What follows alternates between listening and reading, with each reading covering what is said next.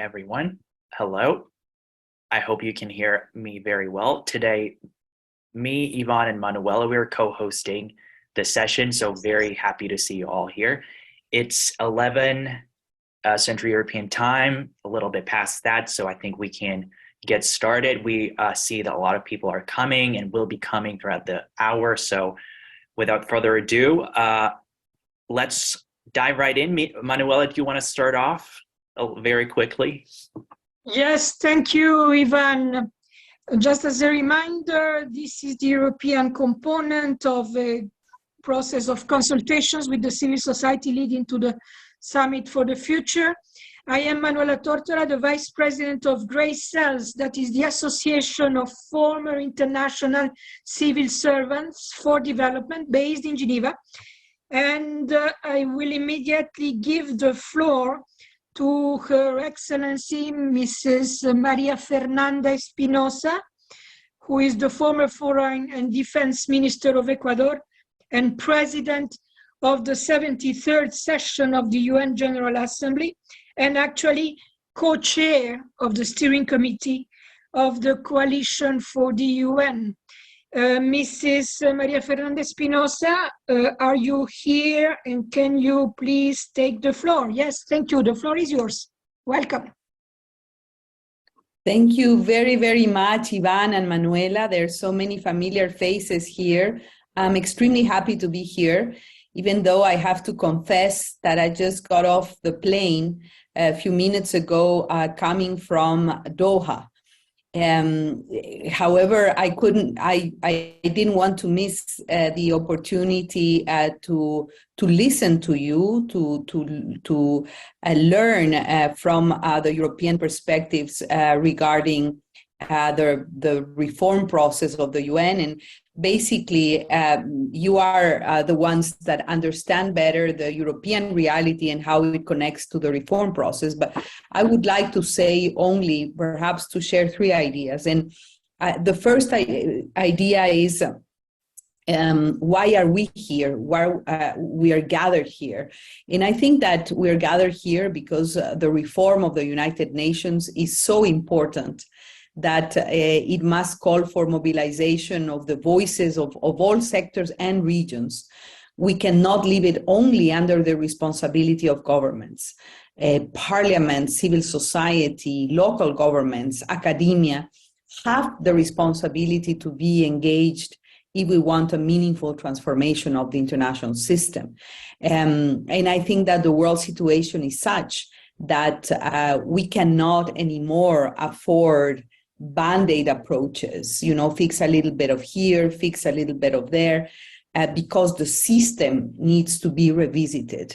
So the reform we are aiming at, it's a profound structural reform. And with that, I'm not saying that we don't need to address certain themes that are critical, but we need to look at the overall approach.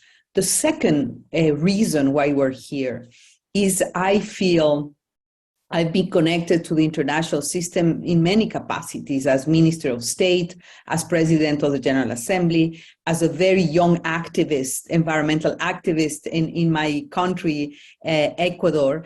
And I feel, and it's not just intuition, I see that in spite of a very polarized and fragmented, intense international environment, I see that there is momentum to make something happen. I feel that it is a now or never moment, and we have the responsibility to use this now or never moment to shape a transformation from our own backgrounds, perspectives, interests. And for that to happen, it's also very important that we all have our pet project, the thing we would like to see in the reform. But I think that we need a very general, holistic perspective when we're thinking about the international system, the multilateral scaffold that is not only touches the United Nations, but for example, the international financial architecture. And number three, I think that the translation of our common agenda to regional realities is vital. Is vital, because any transformation or change has to reflect the geopolitical realities and the diversity of situations that require attention of the multilateral system.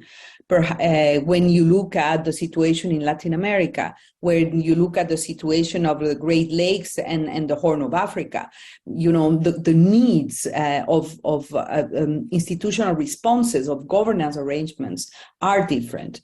And finally, my final point perhaps is I believe that Europe has a particular role in brokering a reform that is meaningful and lasting. And I also feel that the opportunity of the reform process is not only to improve the system, but to establish bridges of dialogue between North and South that are so much needed. And I think that the European space can use the opportunity of the reform to make the conversation, the dialogue, the diplomacy, you know, with countries in the global South more dynamic and meaningful. I'm sure that if you're all here, you're very much aware of where we stand, why the Summit of the Future you know, came to fruition, the 75th political declaration, the report of our common agenda, suggesting this set of summits. As you know, last year, the summit of transforming education, this year, the Sustainable Development Goals Summit, together with a ministerial preparatory meeting for the Summit of the Future, 2024, the Summit of the Future, and the very important milestone Pact for the Future that is expected to be the outcome of the Summit of the Future, and finally in 2025 the Social Summit. So perhaps some general reflections about the sequence of summits. I think if you look at what is happening inside the UN, indoors, among member states, there is a little bit of tension and competition, saying that the Summit of the Future is going to remove the oxygen to the summit, to the Sustainable Development Goals Summit. And that's the important thing, and that we should put all the energy into the summit, the Sustainable Development Goals Summit. And we should not be distracted by the Summit of the Future. But I see, and most people see it otherwise. They see the opportunity to keep the political attention and the political traction in a 3-year period, to make sure that there is consistency, that there is that the summits are mutually reinforcing, and basically that the set of summits lead us to an outcome that would be, in a way, hopefully transformational. And when I said now or never, I really mean it, because I feel that if the United Nations doesn't retool itself in a meaningful way, the critical deficits of the past are going to be magnified. And the deficits that I see are deficits of legitimacy, of inclusion and representation, a deficit of implementation, and a deficit of trust of the public, the citizens of the world, in the capacity of the system to deliver. And I would end, because I was told I think I have 5 minutes. I really want to end now, but I would have to say that the issue of trust in institutions is absolutely critical at this juncture.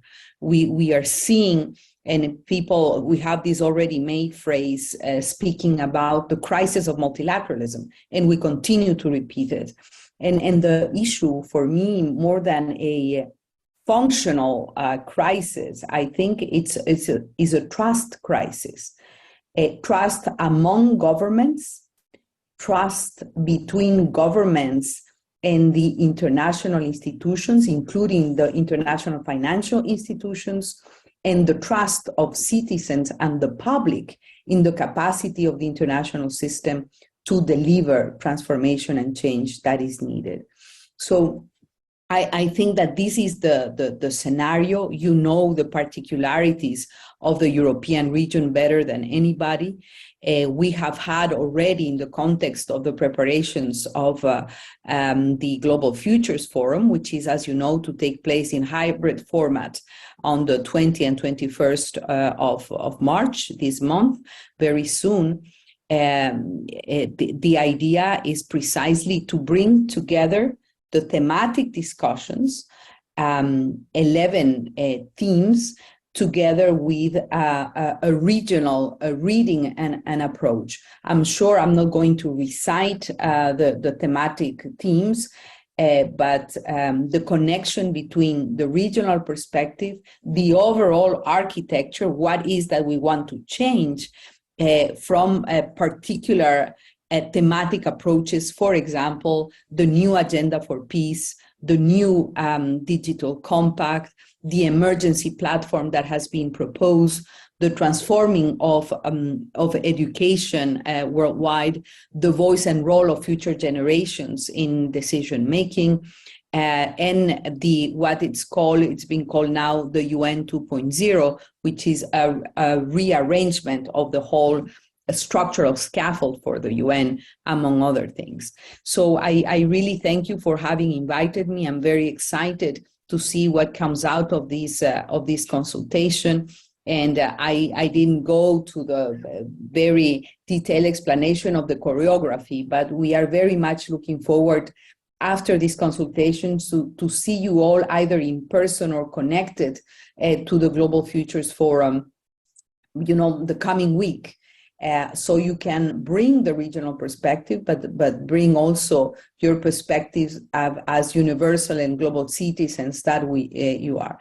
And my final word would be, the United Nations, the multilateral system, is human-made. It's not an external reality to us. So we can and should engage into making sure that it is transformed in a way that builds a world that is more unequal, more peaceful, more humane, and more gender equal as well. So thank you, Ivan and Manuela, and over to you. All right. Thank you very much. Ivan, would you like to launch the process, please? Exactly. Just a brief description of our household rules. So for each track that we'll be discussing, there will be 7 of them. We will run a 5-minute presentation that will be done by our co-facilitators, our experts there, and then we'll have 10 minutes for comments, questions, other remarks. So feel free to drop anything in the chat or raise your hand. We're very open to discussions and to have a conversation here. So without further ado, let's jump right in, and we have Andreas Bommel to speak a little bit about the UN and Global Governance Innovation Track. He is Executive Director at Democracy Without Borders, and I see that he's here with us today. So Andreas, over to you. Thank you very much, Ivan and Manuela, and for all who have put this in place today, the regional consultation, and thank you, Maria, for these very to-the-point initial remarks. I understand it is my task now to present the tentative results of the 7th track of the e-consultation that covered UN and global governance innovation. These consultations only concluded a few days ago, so we are still in assessing the results.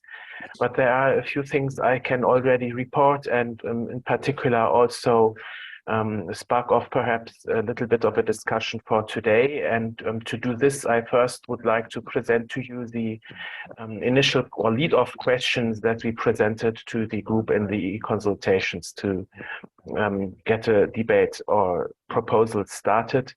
And what we had in mind really in those e-consultations was to get proposals on making the UN and global governance in general more effective, responsive, inclusive, representative, participative, accountable, transparent, democratic, and coherent. So that is a broad spectrum, but I think it really connects to what Maria Fernanda Espinosa said just now. It connects to the trust and legitimacy crisis that we can see at the UN and global governance. And in my personal view, making the UN stronger and more effective also requires making it more inclusive and democratic, meaning this way to increase its legitimacy. So we have had 4 lead-off questions in the process that might also inform the few minutes we have today in terms of discussion. First, we ask which institutional changes mentioned in the Our Common Agenda report or not do you think are needed in order to improve the UN and global governance that way? And that means below the threshold of amending the Charter.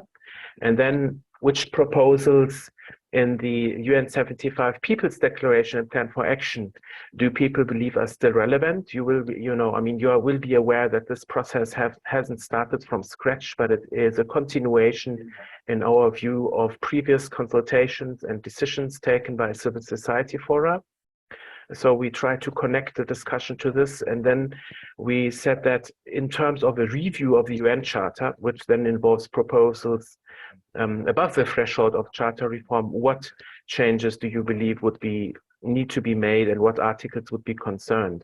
So that, I believe, were the 3 main questions we had, and we had around 50 submissions of around 40 people, and the spectrum of these submissions was very broad. Some suggested granular changes and only mentioned or elaborated on them in a few sentences, and others, they provided grand blueprints for a new UN and a world republic that went over dozens of pages. So that was the challenge, I would say. What I found quite interesting was the fact that in these consultations, at least, there were very few references to the Our Common Agenda report or any of the proposals contained therein. That was interesting because it also puts in front of us a realization that we have a tension here between what is really discussed in the OCA process and what civil society thinks should be discussed, right? So there is a real gap between, I believe, between what's going on in terms of the OCA and what civil society things should be going on, and what, the tension is really concerns what is doable, right? That is a big problem. Article 109 Charter review, for instance, featured very strongly in the discussions.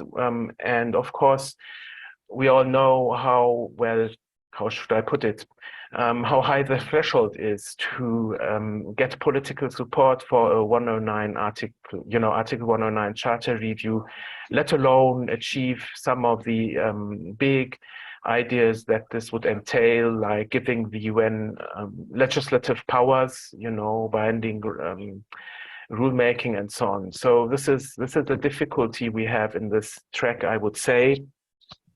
But I think this is perhaps an item for discussion. I don't want to necessarily now go through those dozens of proposals. Article 109 was an important one. Some we felt were more connected to other tracks, which we will hear about. I can mention that the idea of giving the UN legislative powers was very strongly stressed in many contributions which related to what body would do that, which brought up the idea of this UN Parliamentary Assembly also. I should mention this. Yes, but it's been quite complex, so the question is really which of these proposals should we highlight now at the Global Futures Forum, and that's something we are still assessing. Well, I should stop here. We don't have much time. Thank you very much. All right. Thank you, Andreas, for your input. We are welcoming any comments or remarks from the audience as well, so please keep that in mind.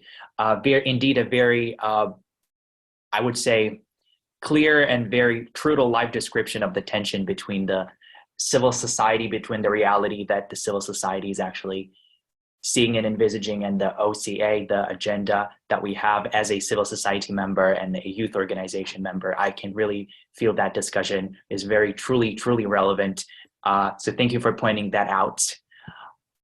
All right, since we don't have any volunteers here or any questions to Andreas, do we? Oh, please go ahead, Gorgias. Thank you, Ivan and Manuela, for this. And Andreas, you talked about Article 109, and I don't know if everybody is familiar with it, but it is about holding a review conference, right, to review the UN Charter. It was supposed to have happened some time ago, within 10 years from the establishment of the organization, but it has been postponed. It's very difficult to get real UN Charter reform, as Andreas mentioned, but okay, we get it, let's say, against all hope, member states agree to hold such a conference. What would be the items on the agenda of such a conference? Meaning we want to change the Security Council's representation, participation there, and decision-making rules. We want to introduce new bodies, etc. So one thing is to get the discussion started, and another thing is which direction would it take, which, right? And also in the direction of more state or non-state control, what would be the inclusion of other actors? Do we have a clear view about that from your consultations? Thank you.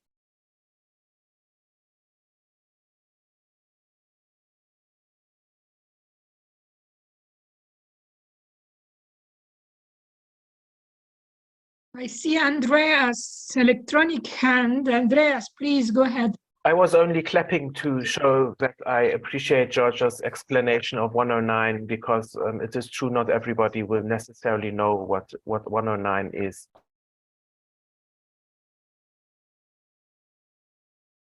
Indeed, thank you very much, Georgios.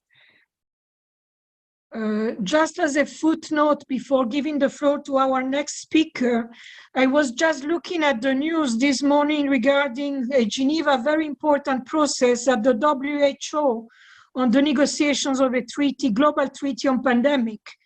And everything is stuck there. And I think it is also a very important area where there is an obvious gap between the civil society aspirations regarding global health policies and regulations and what is happening at the negotiating table, where in particular the basic concepts of having global rules and inspections in the field by the WHO independent experts are being rejected by the US, China, but also because the European Union is divided on several fronts, including intellectual property of medicine, vaccines, and so on.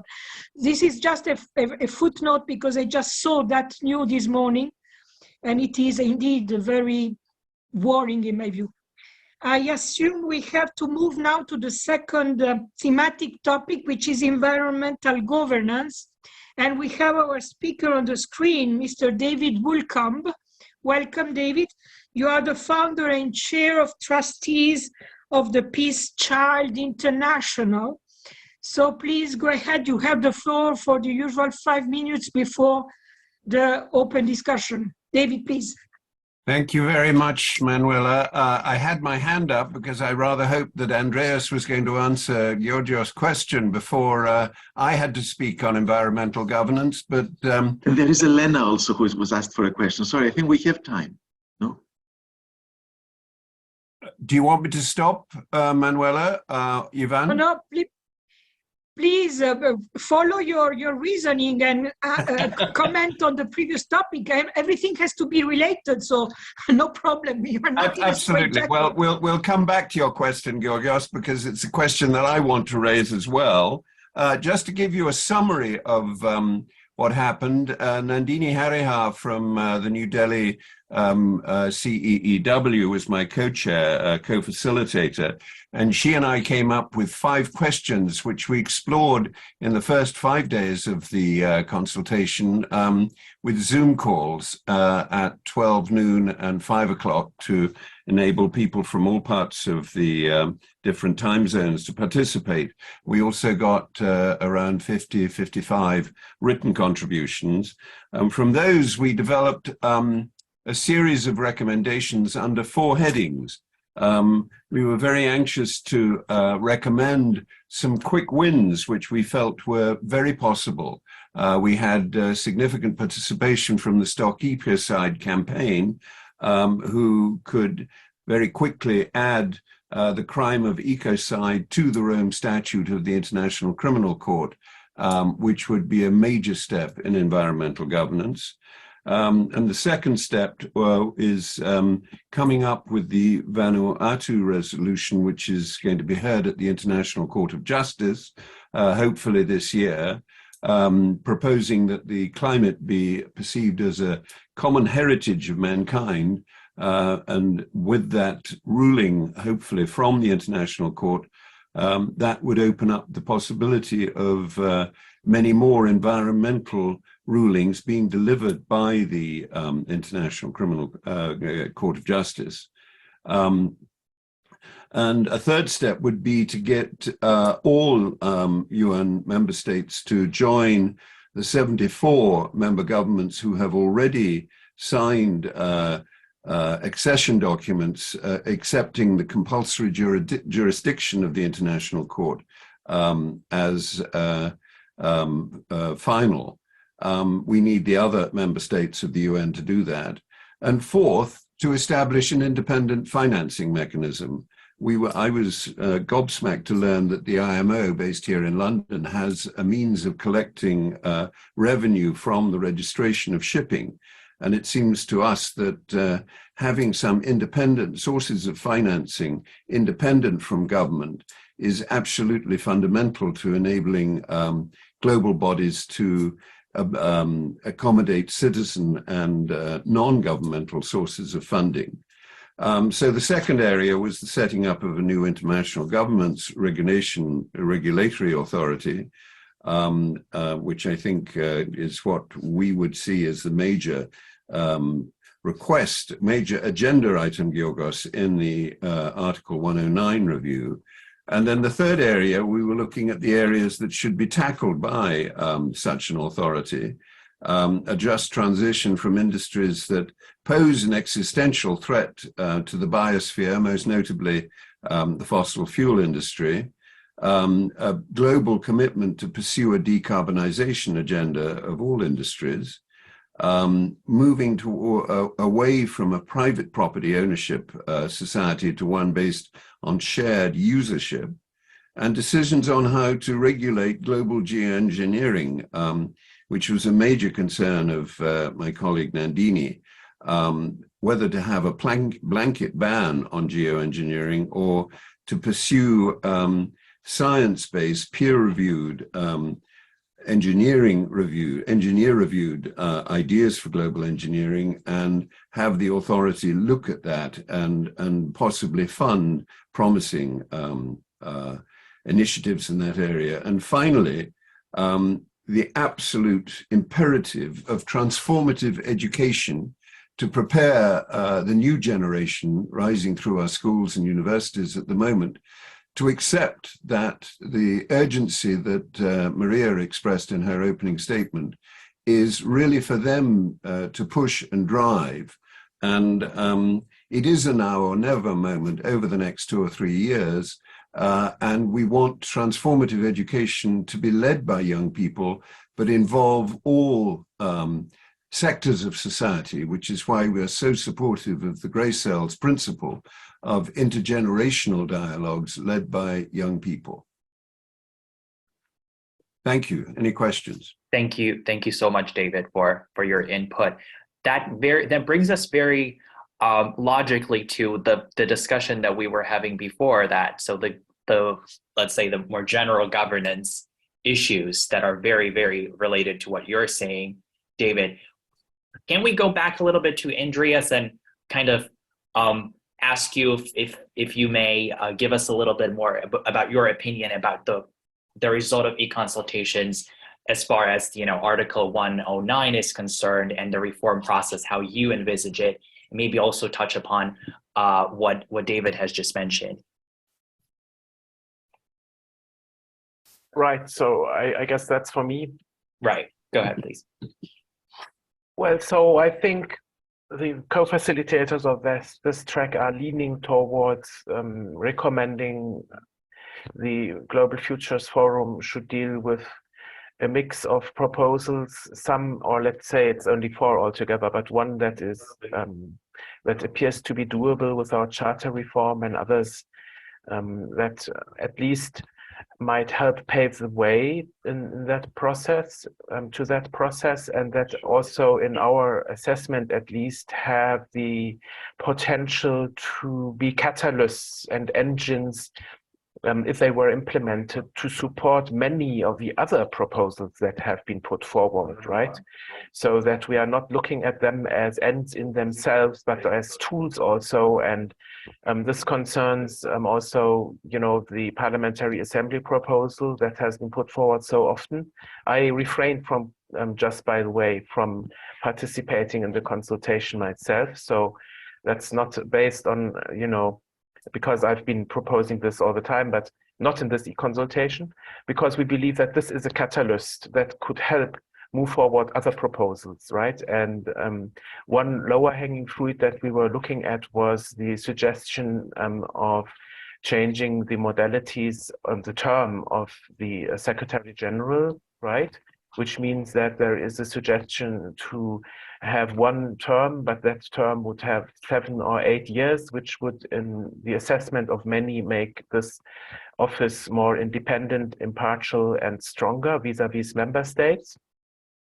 And in terms of the Article 109 review, I believe that there is, at least in this e-consultation, there was almost a consensus, at least broad agreement, that this is a topic that should be discussed. But the question is, of course, how the process would move forward and what are the actual, the goals of such a review. Of course, this then concerns Security Council reform, empowering the UN General Assembly, empowering, that was also mentioned, ECOSOC and other main bodies, but I don't think that the e-consultation in particular was a format that allowed us to have a deep dive into such models. There were many proposals on how the Security Council could be reformed, including introduction of regional seats and such for regional organizations, but it was not possible to have in-depth discussions by email on such subjects, right? So I think we cannot recommend any particular model, for instance, on Security Council reform that could come out of a 109 conference. So this is something I don't think we should do. It's an ongoing process. And I guess at this stage, we could agree on certain principles that we would wish to achieve. But just to conclude, I'm sorry, that's taking too long. The point is that there were strong voices saying at least the Summit of the Future should acknowledge that there is a need of a strong overhaul of the UN system, which does include necessarily some charter changes, and that the Summit of the Future for this reason at least should recognize that Article 109 is there, it exists, it was supposed to be activated decades ago, and that this needs to be on the agenda one way or another. So I don't think the idea is that the Summit of the Future itself necessarily would discuss charter changes and a date, but that it would recognize we have Article 109 and it must be on the agenda sooner rather than later. Thank you, Andreas. To keep the ball rolling, I saw, Elena, you had your hand up. Please go ahead and share your perspective. Thank you. Just very briefly, based on everything that's been said so far, I want to follow up specifically on what Andreas just said now, that we need a step-by-step gradual approach. And given the enormous gap between our common agenda and what civil society is really talking about, which is being noticed adequately, I think that we need to very realistically push for the beginning of a process, of a collective process towards regional parliamentary assemblies. And in that regard, would like to connect to what Maria Espinosa mentioned at the beginning, that in fact, European space could be a very dynamic space to jumpstart more dynamic consultations. So if we were to actually begin a regional process of creating parliamentary assemblies, and if this region were to somehow be able to spearhead this process, from there, I am sure it will catch fire very quickly, because collective humanity and civil society is really running out of patience with the mismanagement of the planet. But until we have a structure at the level of the UN, whether it's a parliamentary assembly or some of the e-consultation on that governance track suggested, a global resilience council. There are different names that have been put forth. I know Andreas knows much better the different terms that we used, but it needs to start regionally, spread, and then from there create a tangible presence at the level of the UN, so that we have a vehicle to press for the structural reforms, the deeper structural reforms. That's all. Thank you so much. All right, Andreas, your hand is up. Go ahead if you want to comment on that. Thank you so much, Elena, for this. I just wanted to make an addition, which didn't necessarily come up in the consultation, but which I believe is an important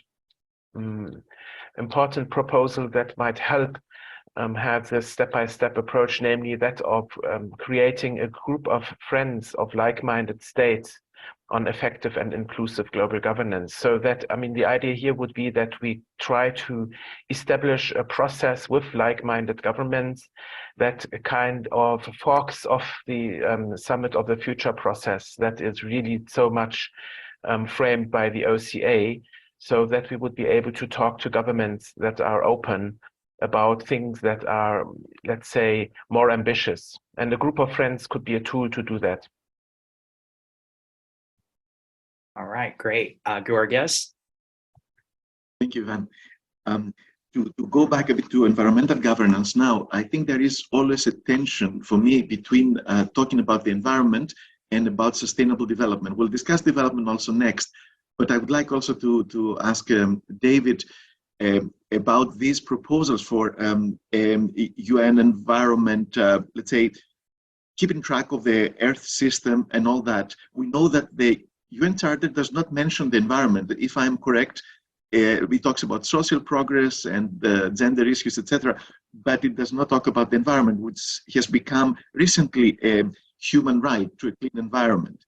So it's important that there is all this progress, but sometimes there is tension, especially between Europe and, for example, developing countries, when the Europeans insist on measures about the environment per se, which don't take so much into account the social and economic aspects, the economic inequalities, the social issues that other peoples have a more hold to more importance. So I don't know how this discussion about environmental governance is tied into the broader better governance of the commons beyond just the environment. Thank you. Can I respond to that? Sure, go ahead, David. Thank you, Ivan. Georgios, you put your finger on the biggest point of contention between myself and my co-facilitator in India, because I was rejoicing in the Green Deal proposed by the European Union and its border adjustment mechanisms. And she felt that those were totally unfair to companies in the global south. And what happened to the Lomé Agreement, you know, which allowed free trade with the global south? And that's where environmental governance meets the brick wall of existing structures that obviously require enormous and detailed negotiations. None of this stuff is easy. And I think myself, long before we get to a charter review, we must have that meeting place that Maria was talking about, which may be here in Europe, to have the discussions between the global north and the global south, the global east and the global west, to get on the same page. And the point that I would mention in all this talk about democracy, I'm running as a Green Party candidate for our local government elections here in the UK in May. And the number of people who respond to me, oh, I don't care about any of that. I never vote. It's all crap. We don't want, to get involved in that stupidity. That is the fundamental obstacle here in Europe, I think, to rapid progress, because young people say to me, what's the point? Why should you guys have been trying all your lives to get these changes. Why should I do any better than you guys? And I think that that's where transformative education and inspiration of the value of democracy can come about through intergenerational dialogue. And I feel that that should be maybe a major thrust of our proposals in the Global Futures Forum. Yeah, we have a question from Sri Shagan. You can unmute yourself. Yes, my name is Srish. I'm from the Federation of Young European Greens. Regarding this point on environmental governance, I fully am in full support of the idea that we need more youth voices in these discussions. And of course, we need transformative education, but of course, transformative education is a long-term plan, and it's more of a top-down solution to engage youth in the long term. And I'm curious it's also in terms of a solution, this is something that tackles the idea rather than the process. And I'm curious on what is being done within this process to actually involve youth voices within these negotiations, within these discussions. For example, the EU had the European Year of Youth over the past year and had multiple stakeholders meetings in which youth-led organizations and civil society organizations were incorporated within discussions for the European Parliament to make decisions based on youth. And if we are extending this European level of decision-making towards a global level of decision-making, how can we truly incorporate youth voices, particularly from the global south, within these very important negotiations? Because as you have mentioned, youth are one of the largest stakeholders in climate governance, who would be most largely affected in the future generations due to climate change. And it's vital, because even with this discussion alone, to just point it out, there is a huge generational gap in those present, even within this discussion.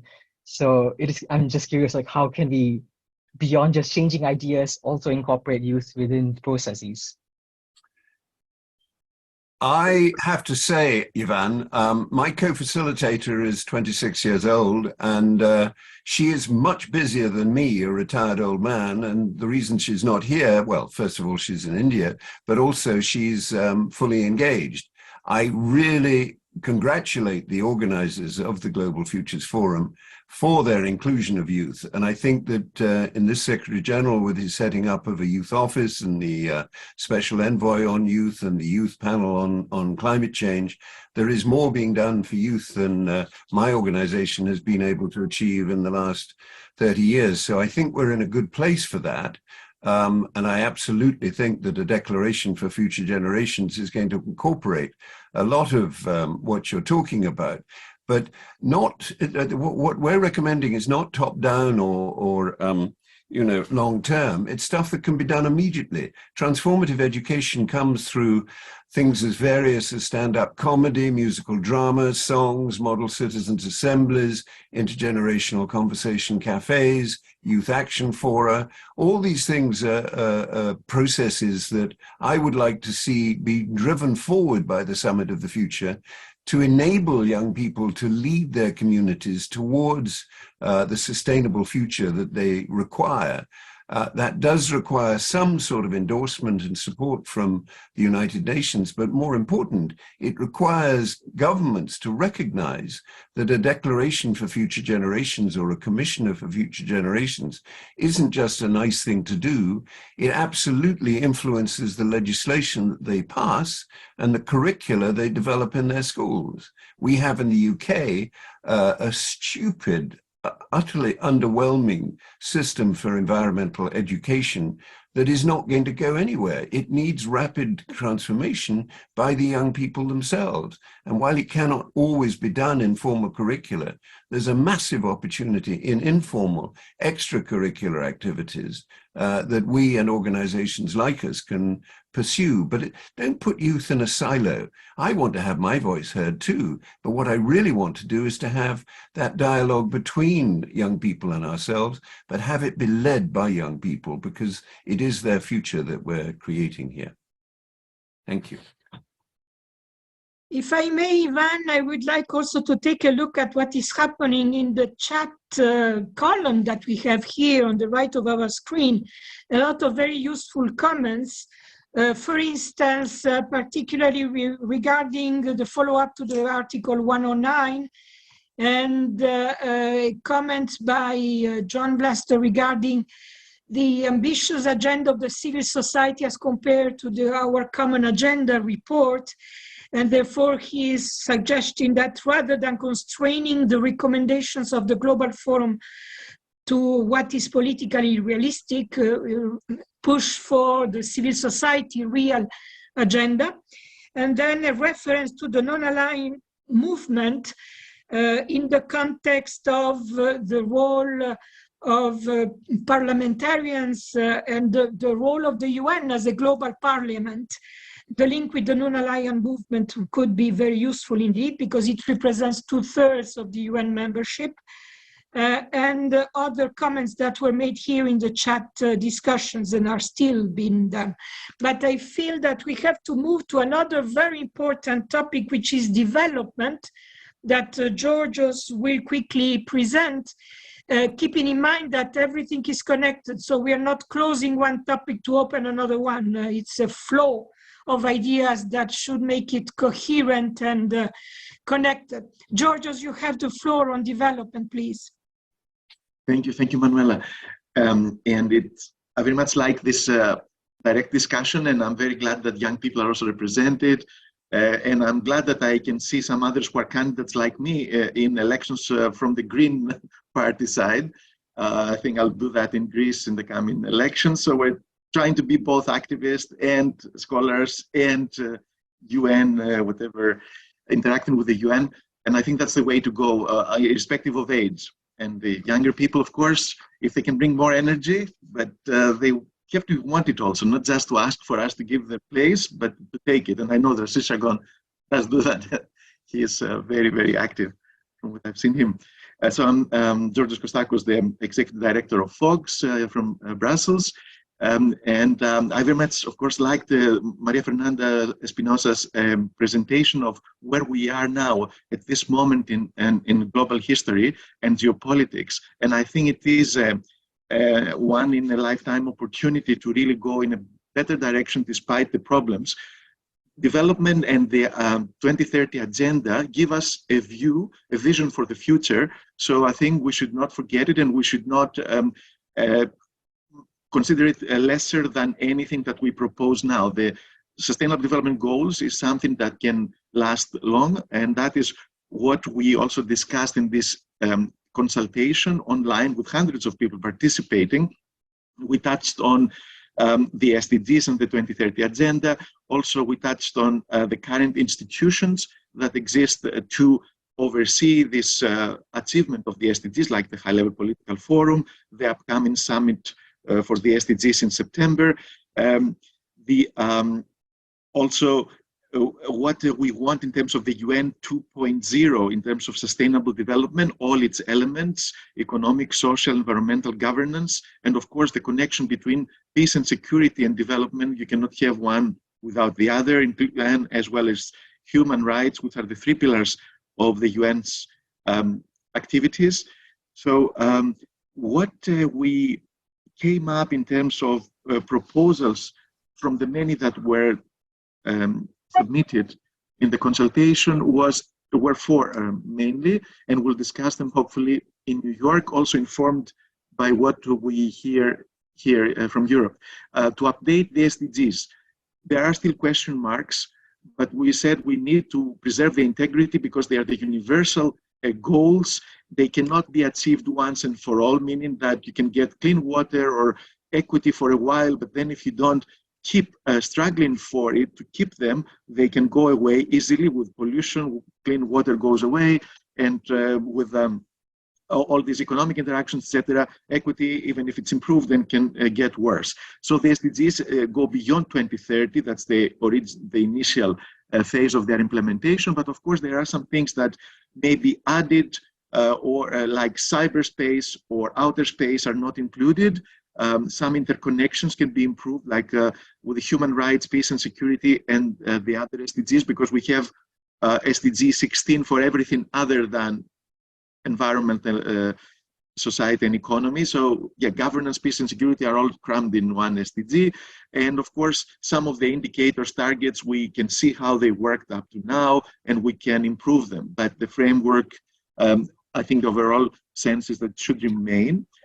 Then the second thing is about clarifying implementation responsibilities, what the various agencies do from the UN system, other agencies, the G20, also the state level authorities, the region, the local authorities, etc. We need a better interconnection so that eventually we deliver at the last mile and for the citizens. And that, I think, we think we have not got it fully right yet, for sure. Then what about the high-level oversight of this monitoring and perhaps even sanctioning of behavior that goes against achieving the SDGs, but also coordinating the system, which is fragmented, to address current challenges like climate, which is not just an environmental challenge, it's economic, it's social, it's governance. The same with the pandemic. We had COVID-19, but also other pandemics that may come, the same with inequality, food insecurity, etc. So there is this proposal that was mentioned already by the Global Resilience Council, which would be like a security council for non-military threats, for threats to human security, because the current Security Council does not have the authority, the knowledge, the expertise, and neither the legitimacy at this point to deal with such issues. I won't say too much about this because I'm also partial. It's a Fogg's proposal that started, but there is a lot of positive dynamic being created, and I think it belongs to everybody if we want to promote it. And then finally, we have to find an alternative to GDP, because how do we measure progress towards sustainable development? Certainly not by just looking at the GDP numbers, which are very focused on transactions, and not on the assets, natural assets, human assets, education, health, and other things. So how do we do that? And there are many proposals about, there's the Human Development Index, the Better Life Index, the others, and how do we make them mainstream? Thank you.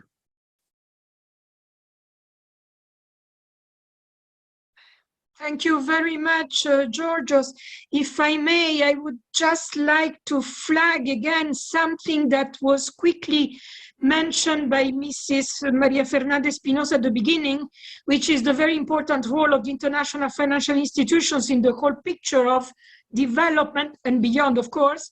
But let's not forget their role whenever we look at the governance dealing with development at the global level. That's one thing. And another thing also that I would like to flag from the Geneva specific perspective is the crucial role of the WTO, which is the third pillar of the international financial institutions in the Bretton Woods schemes. And the WTO, as you probably know today, is also stuck on several key issues of the ongoing agenda of negotiations.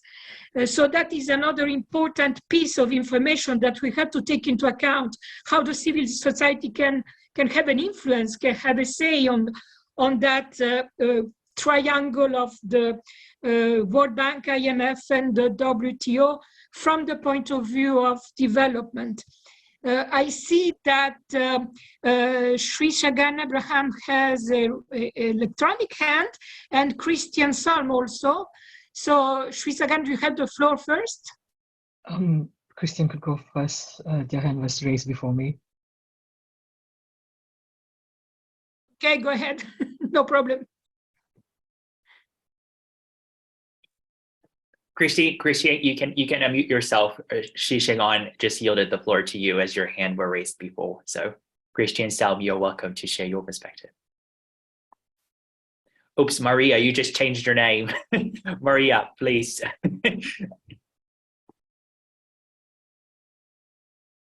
Oh, we cannot hear you. Oh, yes. Okay. Oh, you're good. I'm Maria, you are looking for now, isn't it? Okay, so pleasure to join all of you. Look, I'm the president of FEPS, a European political foundation located in Brussels, and we work with European institutions.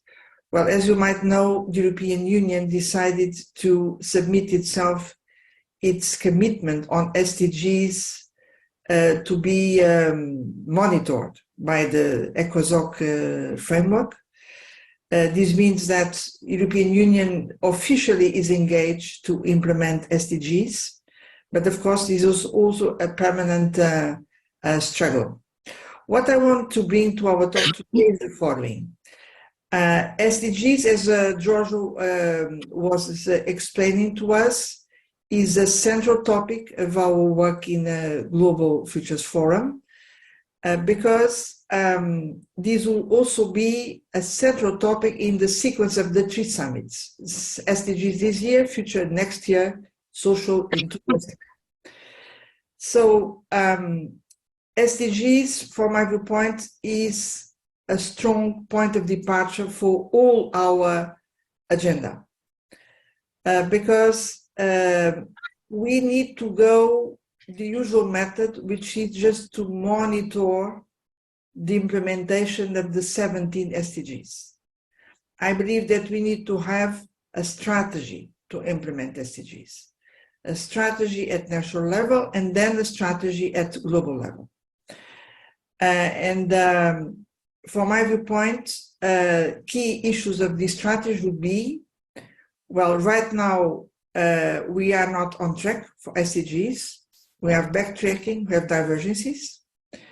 And if you want to address this seriously, we need to make sure that developing countries, they can count on real support regarding new technological solutions, regarding financial means, regarding the way trade agreements are set.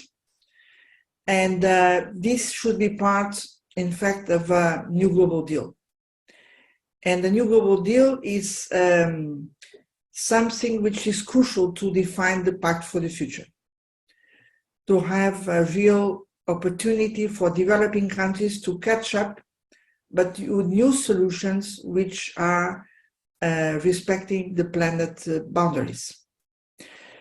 And this sequence of summits offers a unique opportunity.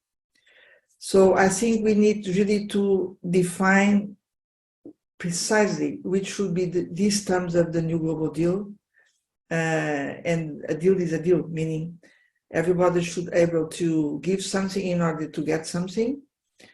And we need to have a very open talk. But I believe that in our format of Global Futures Forum, we have many stakeholders which can help us to define this new global deal. So this is my input, and you can count on us as a European Progressive Foundation in Brussels to be part of this great work for the next 3 years. Thank you. Thank you very much, Mrs. Maria Joao. So we have 2 questions or comments before moving to the next topic, unless there are other questions that will come in the picture. First, we have Sri Shagan and then Mr. Francis Martin. Sri Shagan, you have the floor, please. Thank you so much. The point I wanted to raise was regarding development, how, yeah, as we have all acknowledged, development assistance is a primary factor in achieving the SDGs and in pushing for development in the global south. And of course, international financial institutions play a significant role in providing development assistance towards countries in the global south. But as we have seen in the past, the conditionality mechanisms of international financial institutions have been problematic in perpetuating a form of reliance or even a form of subjugation in particularly like Western Saharan Africa and other countries in the global south. My question then is, how do we move towards the further, of course, the IFI still have to exist in some form today to provide international assistance towards various countries in the global south, but how do we move towards the further democratization of the IFIs? Because as the IFIs right now rely, for example, on the poverty reduction strategy papers, those are still continue to be criticized today, for example, for the conditionality it still imposes. And to what is the balance in this conditionality that's necessary to provide assistance towards the global south? How can we involve the global south in these processes? And how can we also improve the democratic deficit, for example, in the World Bank and the International Monetary Fund, in which the United States, of course, has a higher degree of voting share compared to other countries? How do we provide other countries, especially in the global south, a larger share in these voting rights within these institutions? And another point I would like to bring to the table is also just the decentralization of international assistance in this process of achieving the SDGs. For example, something that the African Development Bank has been pushing for. How could we redirect the focus of international assistance purely from the two main associations of the World Bank and the International Monetary Fund towards the African Development Bank, towards the ASEAN Development Bank, and also to empower the global south in making these decisions on providing aid in order to achieve the SDGs. Thank you very much, Mr. Francis O'Donnell, please. And then Seri Sam. Thank you very much. I'm an old-timer of the UN system, but I'm also involved in the consultations under Georgios Kostakos Foundation for Global Governance and Sustainability. I've just come from the 10th Global Baku Forum, where we had 50 current and former heads of state, as well as people from civil society and a youth forum. I want to make basically two comments, which is firstly that the Human Development Index for the globe has been progressively going up for several decades. But in the last report, which predates the war that broke out again in Ukraine on the 24th of February last year, in the last report, we had gone down for the first time. The Human Development Index had dropped for the first time over the 2 years concerned by the pandemic. Now, if you extrapolate from that and look at the situation in the world today in terms of poverty, indebtedness, and so forth, and all the other ailments that we have, including 55 chronic health problems across the world. I should add that decline of 2 years brought us back to 2016 in terms of the HDI, the Human Development Index. In the next couple of years, going to 2025, we could actually be dropping 25 years back to the year 2000 in terms of the Human Development Index. So there is extraordinary urgency to deal with the situation on a human development level in terms of defending and promoting the SDGs. The second point I want to make relates to some of the last comments about the role of the IFIs. As you may know, there has been an enormous impact of the pandemic on employment across the world, and the ILO has estimated that as much as 500 million people have lost their jobs in formal employment, 500 million, and at 1.5 billion have suffered a serious loss of income in terms of the informal sector. Now, on the whole question of debt and the developing countries, there had been a request for a special drawing right facility, and this was brought out by the IMF in August 2021 to the tune of 650 billion. But most of that money went to the industrialized countries and not to the developing countries. There is a demand for a new release of a special SDR facility, but the United States and other industrialized countries are objecting to this. In fact, Janet Yellen, the American Treasury Secretary, objected yet again to this. In the absence of a further release of the SDRs, and in the absence of substantial debt forgiveness, not just debt rescheduling, but debt forgiveness of the most indebted countries, we will be in a very serious situation. And 15% of countries are now in a situation of serious debt distress. So, so that's all I wanted to say, and thank you for the opportunity. Thank you very much indeed. Very important point. Sari Sam has the hand, and you have the floor, please.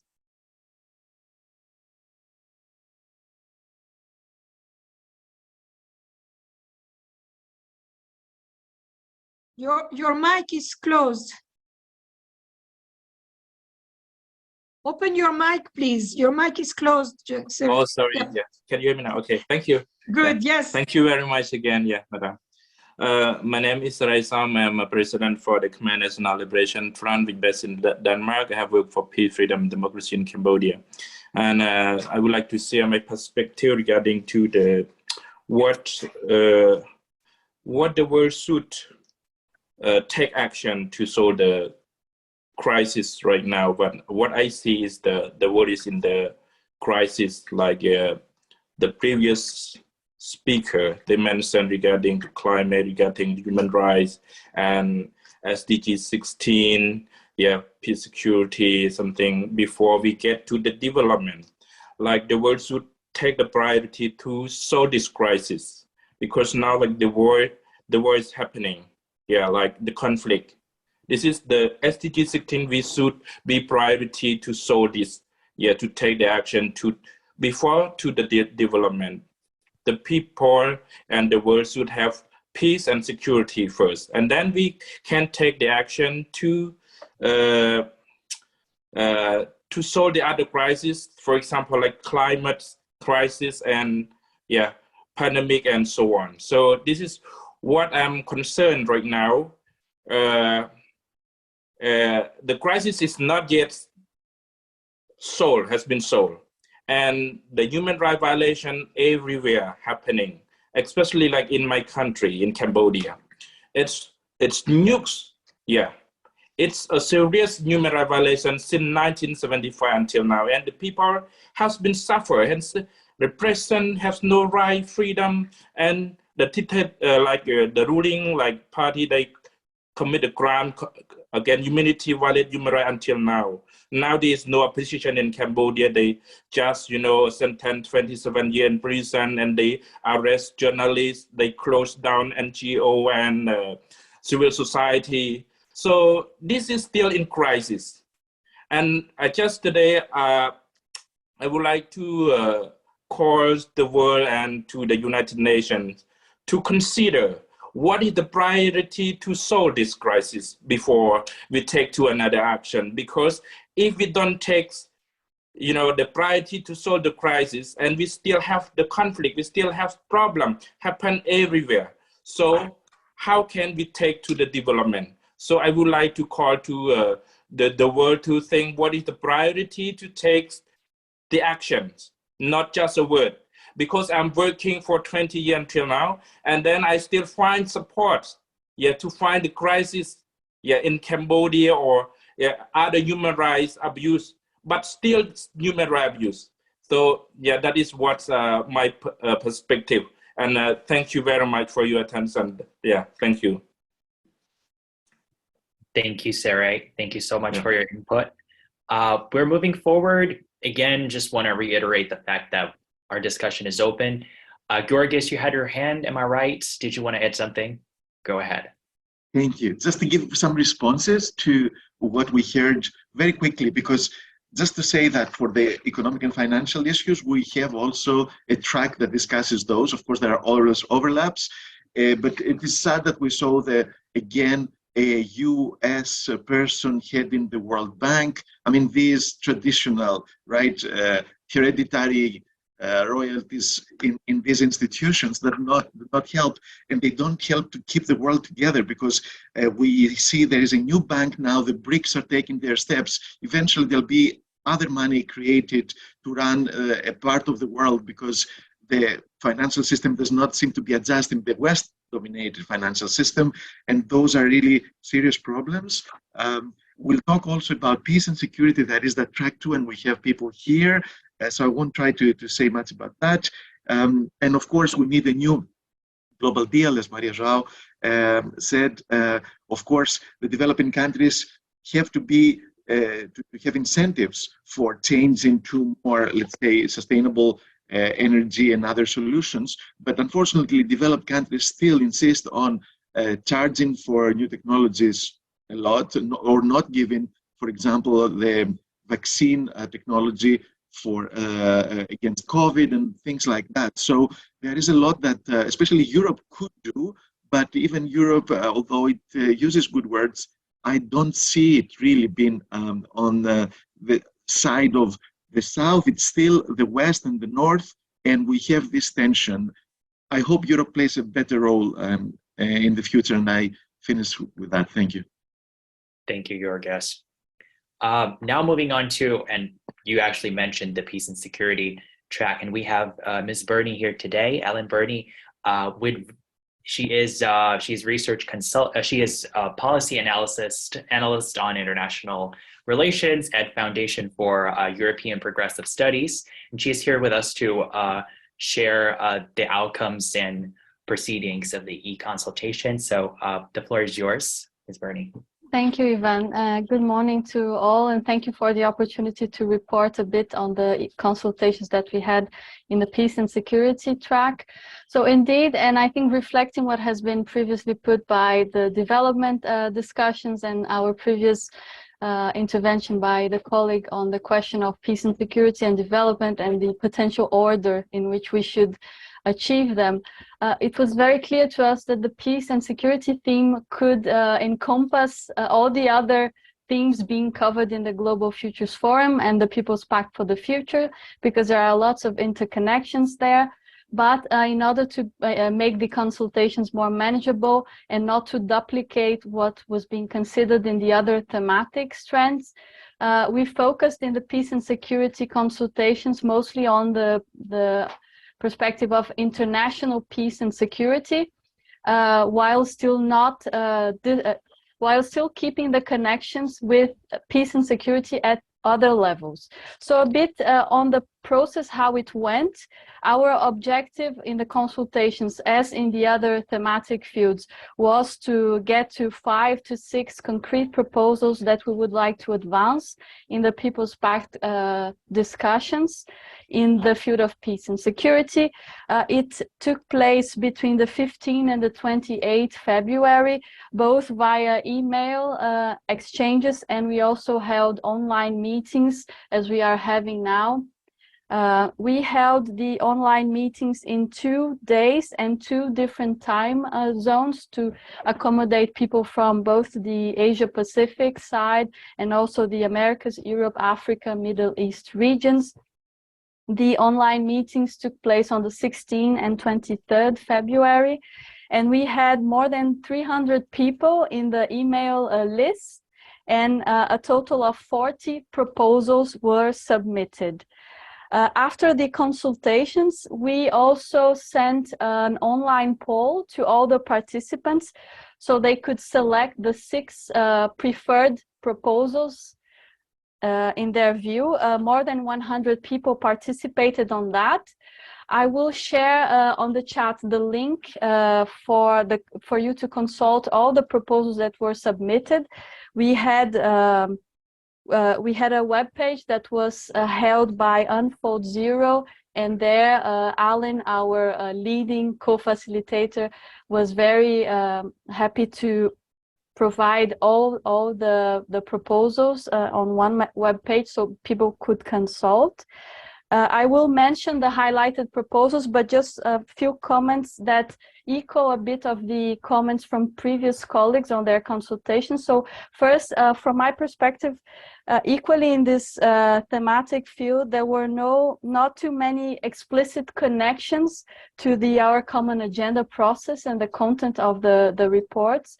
I had the feeling that most proposals that were being put forward, they were kind of already there for quite a long time, and they were being advocated by civil society organizations even before these this process has been launched, but there is a general perception that there is now a new momentum or a new opportunity to really make these proposals heard and give more concreteness to them.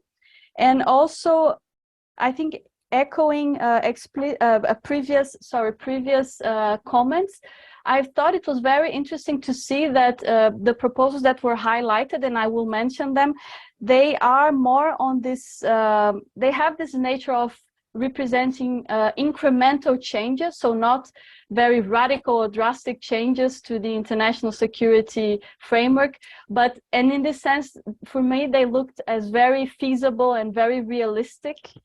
And I will now mention to you the 6 proposals that were highlighted, bearing in mind that the 4 first one were clearly picked, and followed by 3 proposals that were a bit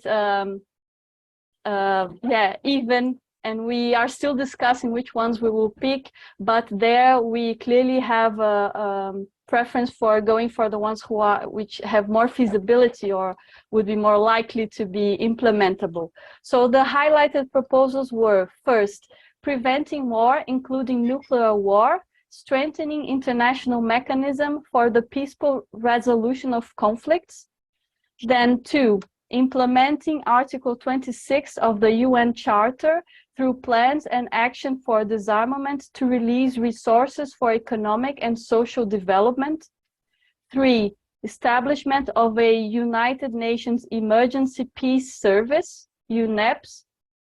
4, including nuclear abolition in the post-2030 SDGs, and here we connect with the development theme, with the goal of complete elimination of nuclear weapons by 2045.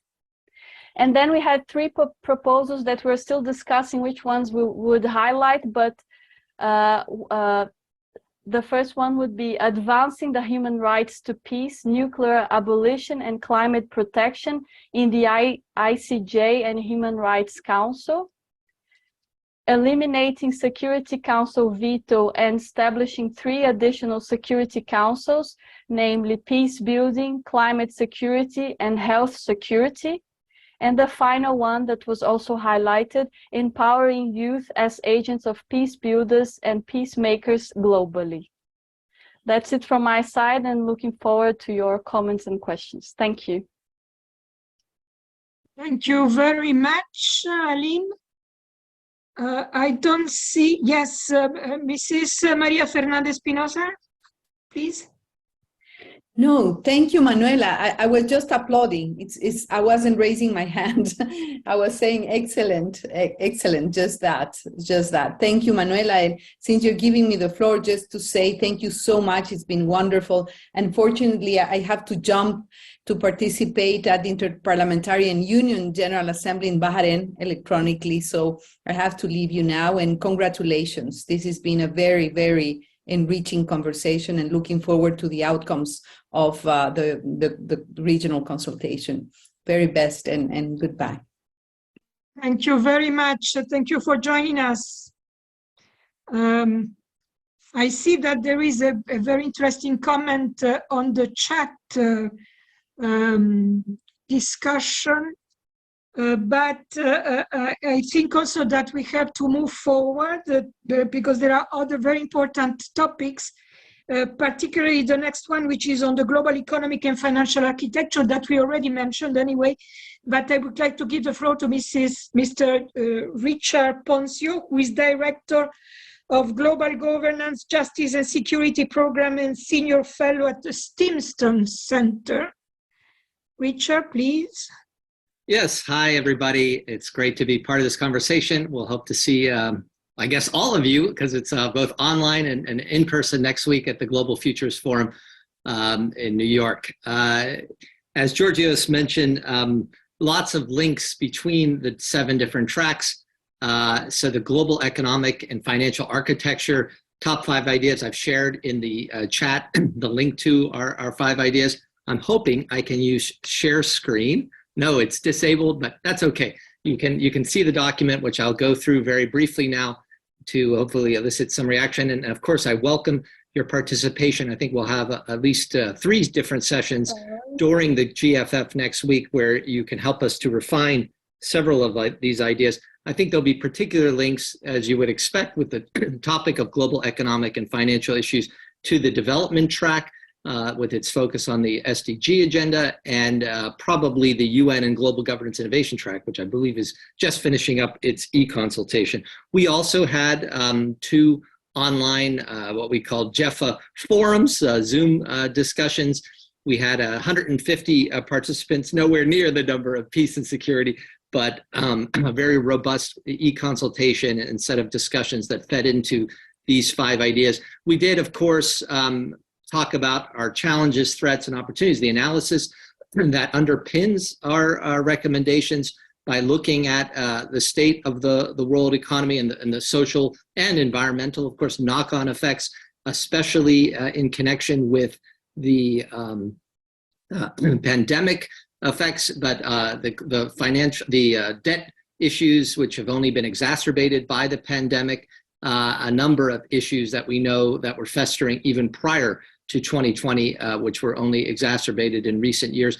But with that as the backdrop, our 5 specific ideas, and I'll just give very quick highlights on each: an international anti-corruption court, both to deal with combating corruption writ large, but illicit financial flows, which we know are a major diversion of public finance from countries to be able to steer their own public resources towards key global public goods, starting with education, health, et cetera. And for this specific idea modeled on the International Criminal Court, it would be based on a principle of complementarity, but indeed the ability to prosecute both past, but even sitting heads of state, which will certainly raise some controversy and make it difficult to gather steam. But there is a civil society effort behind this, and countries such as the Netherlands, Canada, Ecuador, and Nigeria have been backing this initiative in recent years, and I'm hoping our forum will as well next week.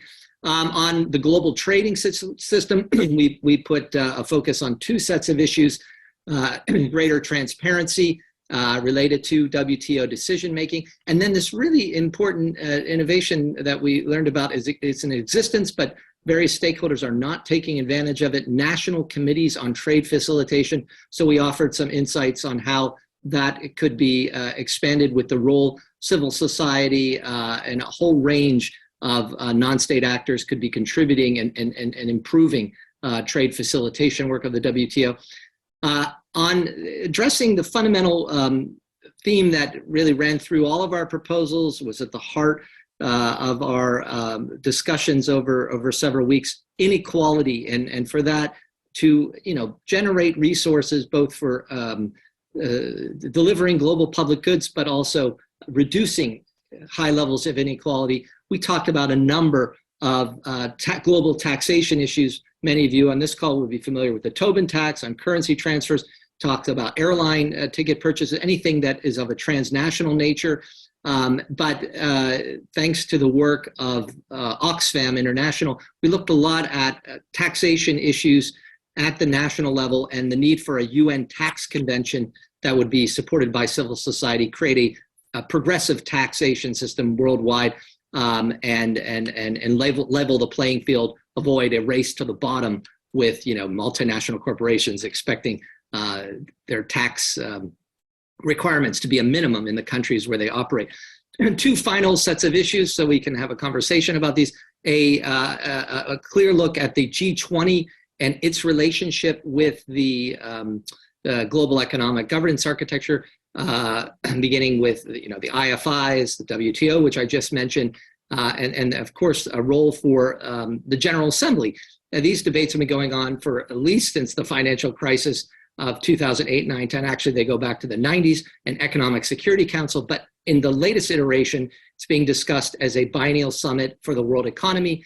In short, take advantage of the gathering of world leaders in New York every September, but to have direct, concrete discussions to synchronize basically the policies, the decision-making going on in important fora like the G20, which many of you know on this call helped us to get to the Paris Climate Agreement. It's going to be central to debt relief. Any major economic related issue of the day will involve the G20. So it's important that we sync up efforts and we have accountability through what we're calling a network secretariat involving Deputy Secretary-General Mohammed and the senior leadership from the IFIs, the G20 presidency, and the WTO.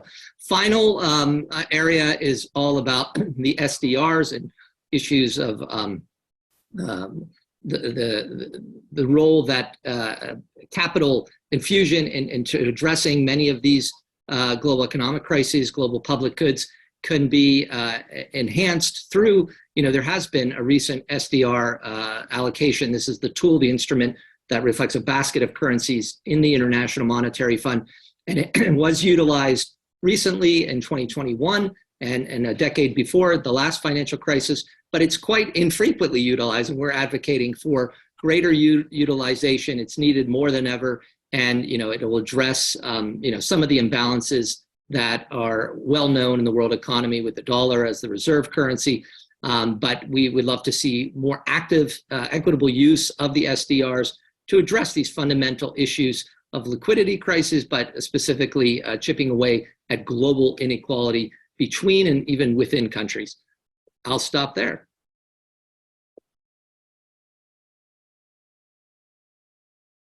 Thank you very much, Richard. A very rich intervention. Comments or questions?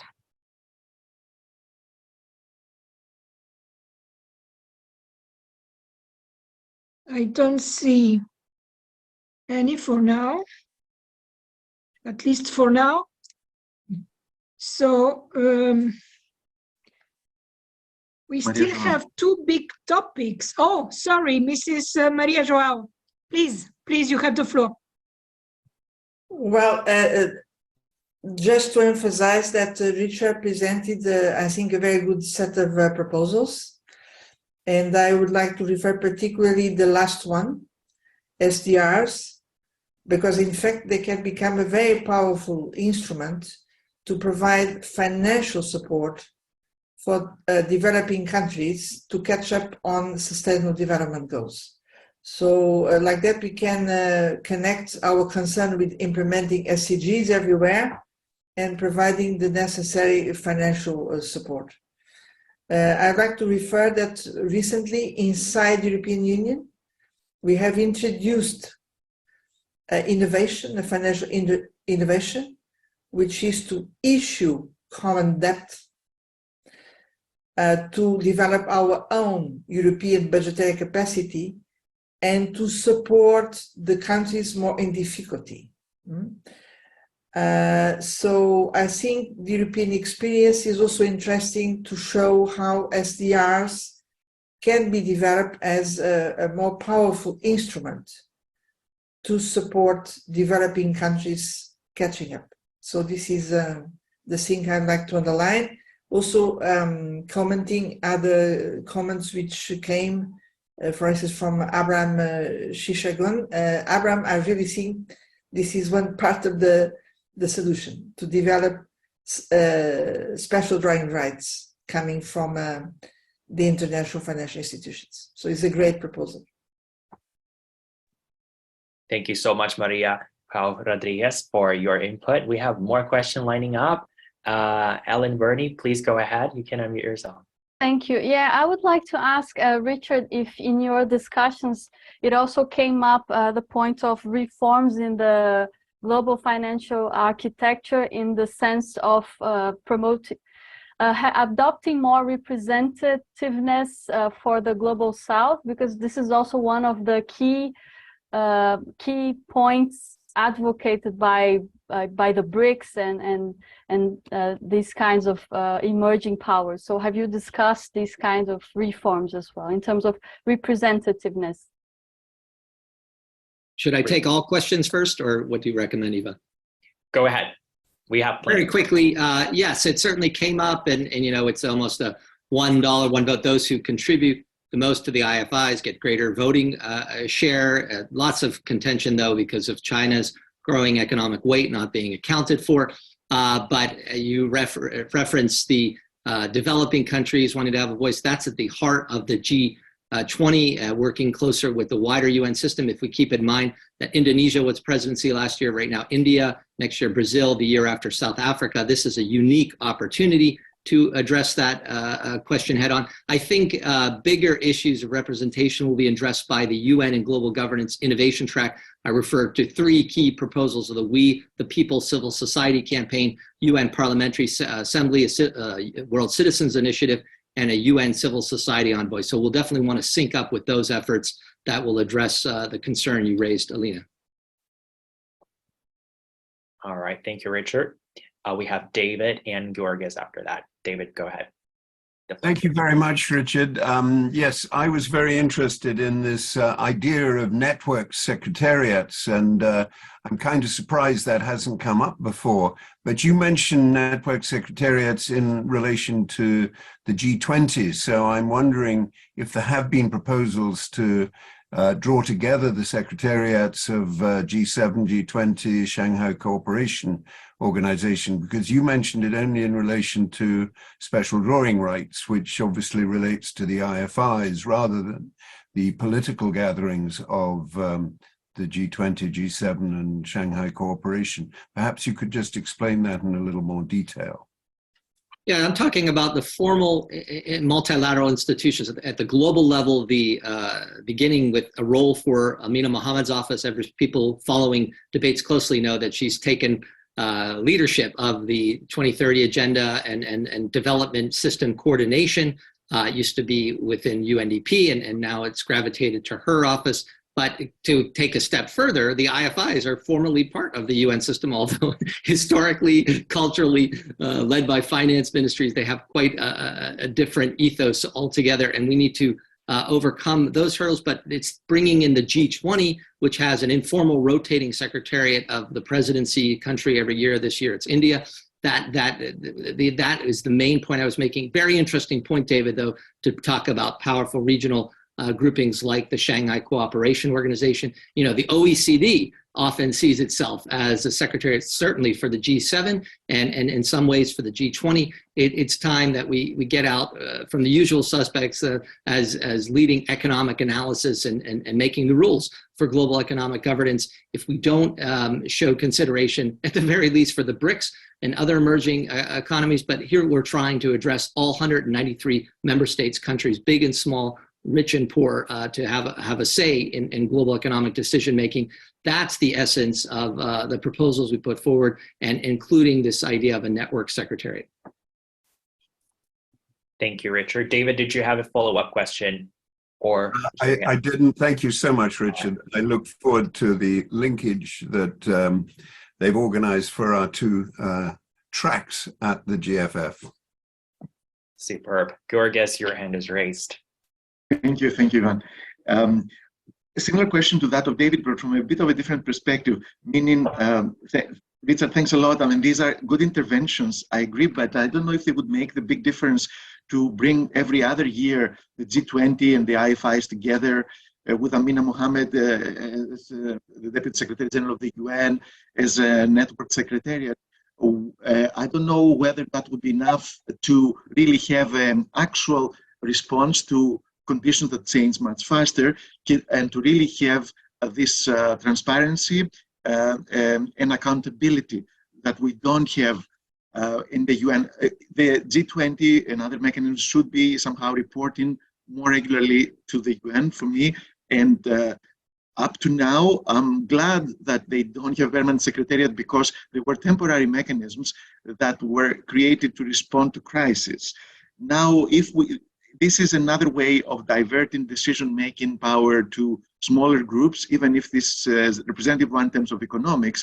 It's not authorized to deal about the world issues, and still everybody goes to the G20 now, and we have a huge declaration at the end that nothing much comes out in terms of implementation. So I think we need a much closer integration.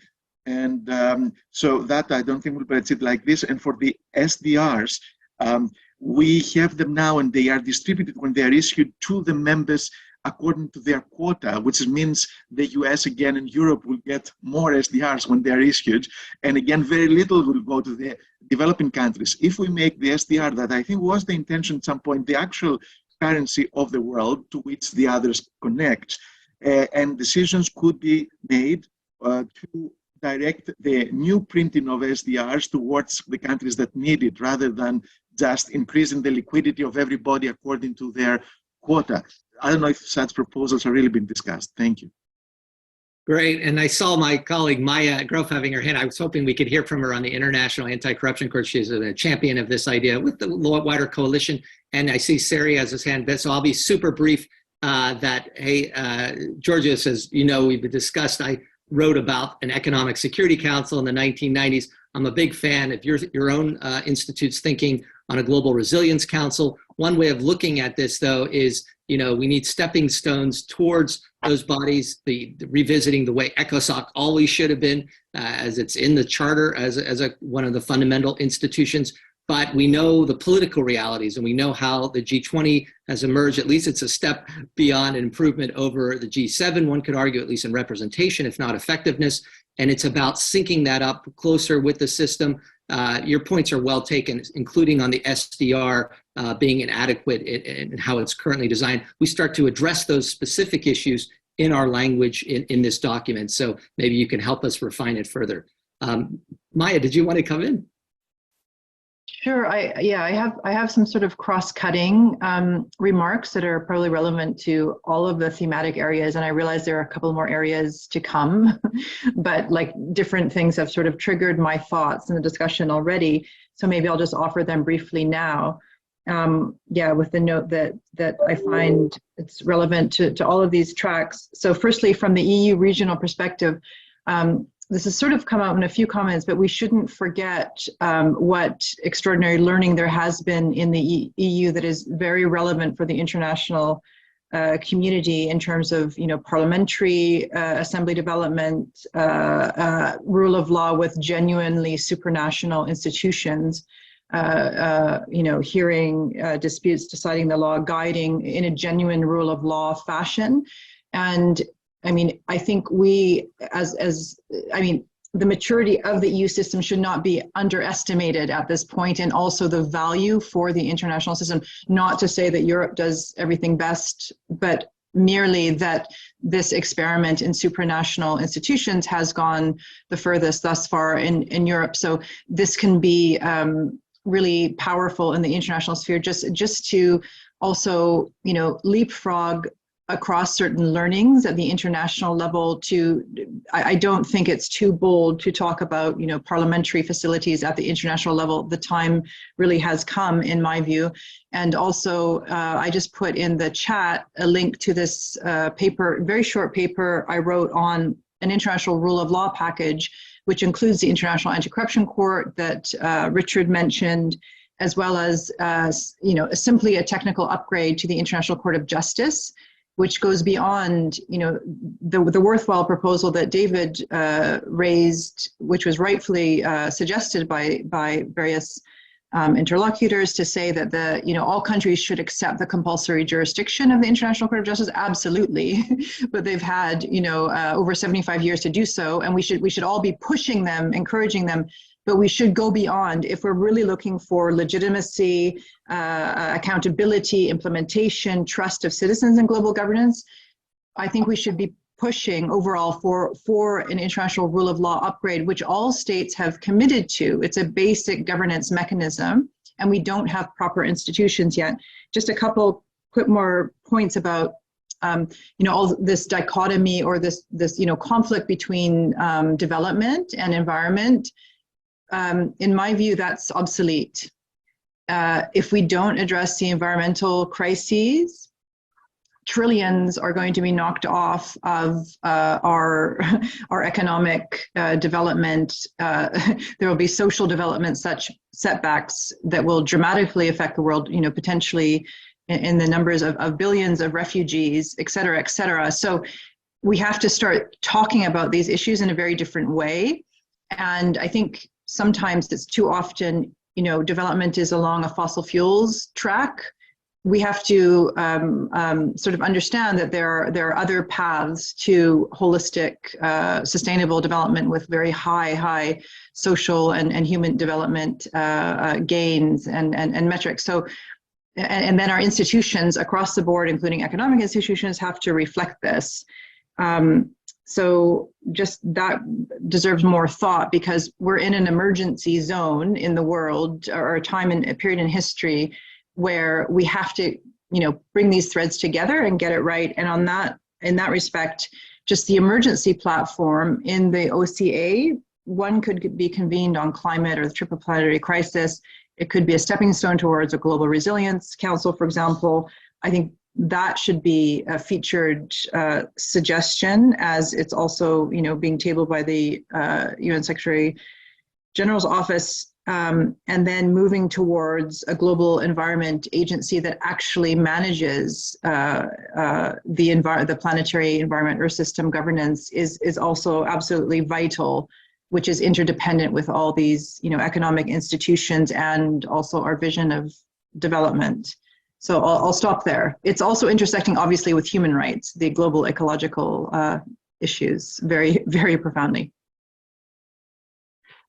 Thank you very much, Maya, indeed, and thank you for highlighting these cross-sectoral approaches that are absolutely needed. I would like to give the floor to Seri Sam, who has a question or a comment before moving to the next topic. Your mic is closed, Seri.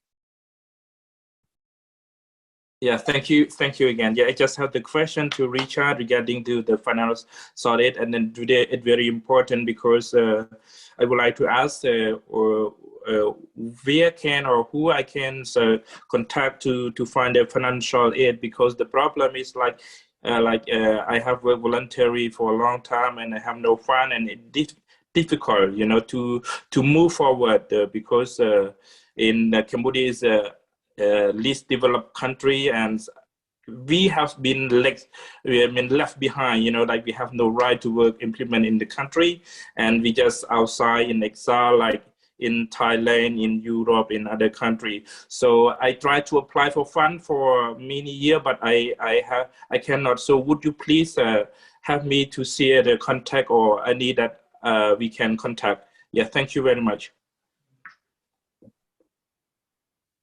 On mute. I just put my contact details. Seri. Just put my contact details. I'd love to be helpful. Fundraising, like many of us on this call, is something we spend an inordinate amount of time on. Happy to share some suggestions. Thank you very much indeed. I think we should move. Oh no, I'm sorry. There is a question or comment from Sri Shagan. Please go ahead. Yes, I wanted to add to Georgios' point from earlier, and also a point I mentioned in the chat from earlier, just a very brief point on the SDRs is, for example, like the fundamental flaw of them is its allocation is based on the IMF quotas, and then largely is allocated towards industrialized states. Of course, as we've seen, there has been a huge effort lately by the G20, for example, to reallocate these SDRs towards developing countries. But of course, relying on a system of voluntary reallocation is problematic in itself, because not all countries have been going through with their promises to reallocate them. And up till today, only, I believe, the Netherlands, Belgium, and like a few European states have gone through with their promises to reallocate the SDRs.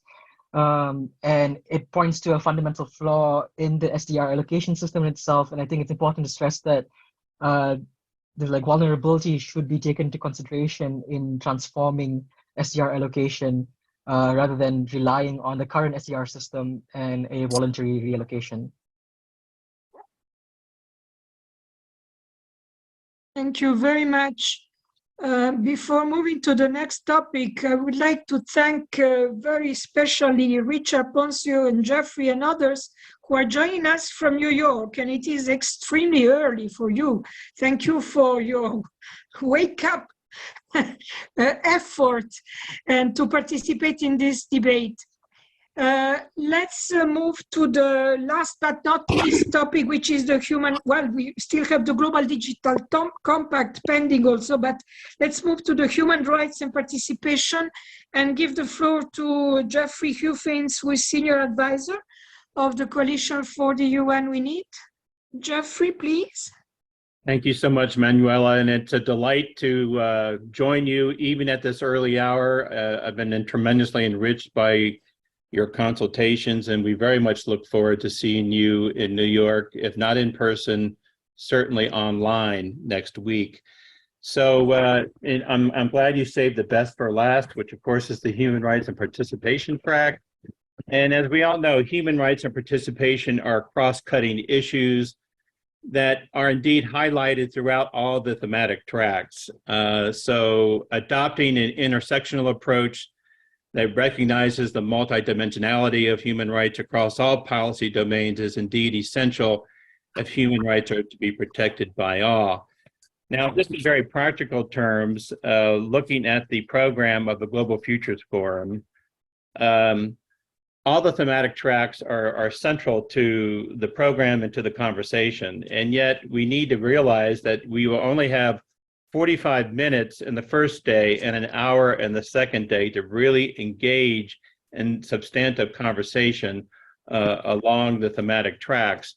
So on day one, our focus will be to prioritize key civil society recommendations to promote human rights and strategies for their implementation and enforcement, and two, to protect and promote civic space at all levels, national, regional, global, and ensure inclusive, safe, and meaningful civil society participation across the UN system.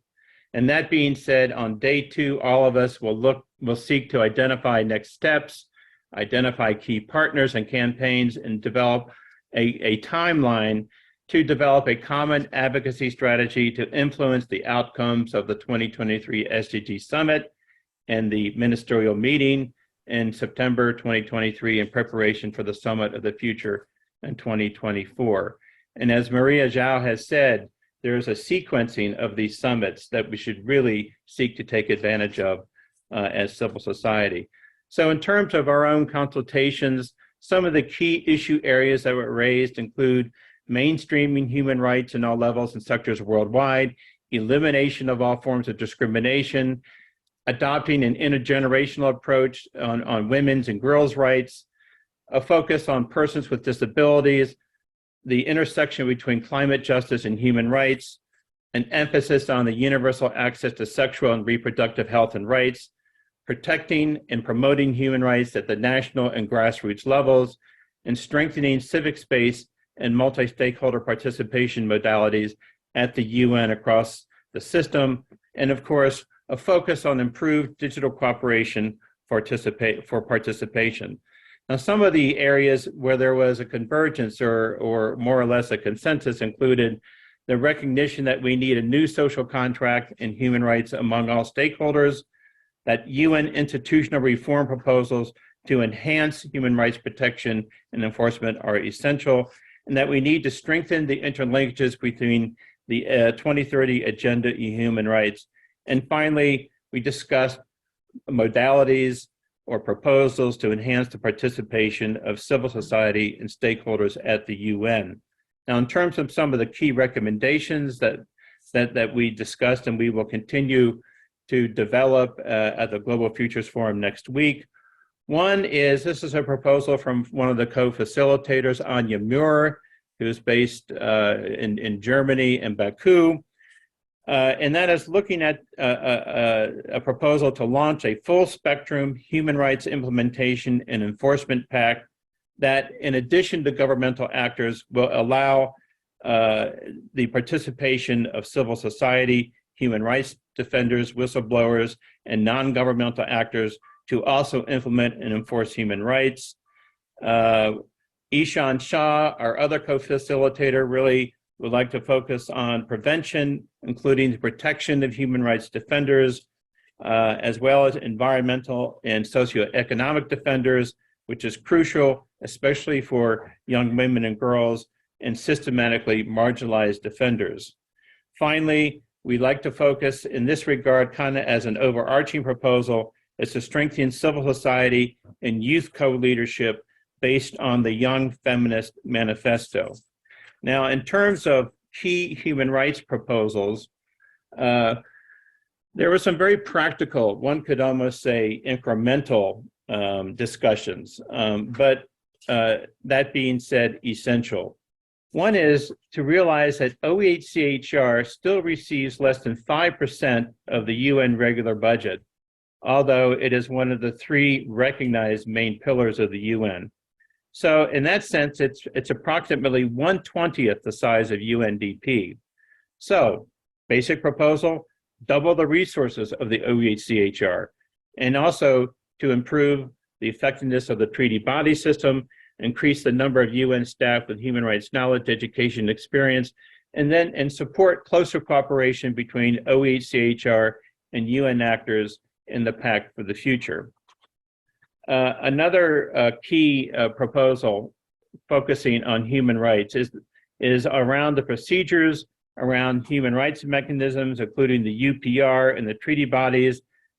They need to adopt an intergenerational strategy that brings children, adolescents, and youth voices to the sessions and adapt participation practices, including through easy read and child-friendly information. There was a proposal that the UPR needs to develop a mechanism that increases visibility of specific recommendations that a country does not follow as proposed in previous rounds of the UPR. So there needs to be a focus on implementation of previous recommendations going forward in the UPR process. In terms of participation proposals, and I'll close with 3 points. One is to assist in the coordination of UN civil society focal points that have been appointed throughout the UN system, as has been mentioned by others, is to establish a civil society envoy as well as a civil society advisory council to develop good practices on participation across the UN system, including by using existing guidance on civil society participation, such as the UN Guidance Note on Protection and Promotion of Civic Space and the upcoming UN Guidance Note on Child Rights Mainstreaming.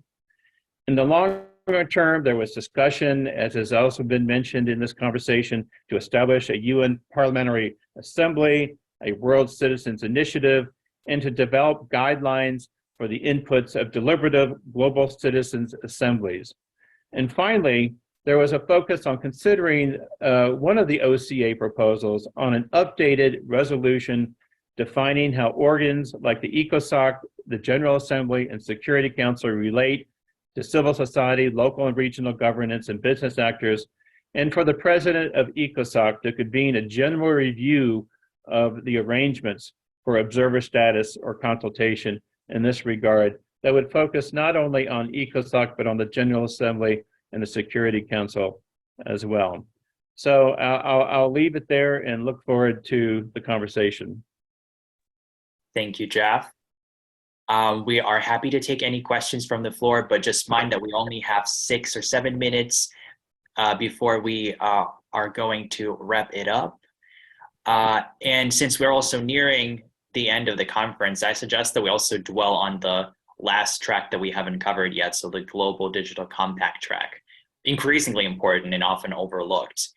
So Jeff or Richard and Georgis, would any one of you like to give us a very, succinct overview, since we only have a few minutes, just to, we don't want to leave it out. And yeah.